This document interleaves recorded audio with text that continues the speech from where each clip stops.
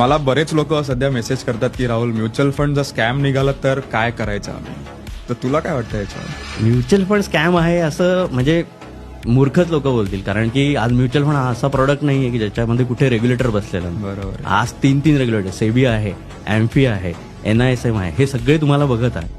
आणि mutual fund काय करतं, म्युच्युअल फंड एक असा प्रॉडक्ट आहे जो शेअर्समध्ये इन्व्हेस्ट करतो आणि सगळं रेग्युलेटेड आहे. त्याच्यासाठी तुम्ही बघा large cap, small cap, mid cap असे सेगमेंटही केलेले आहे आणि कम्प्लिटली मॉनिटर इंडस्ट्री आहे.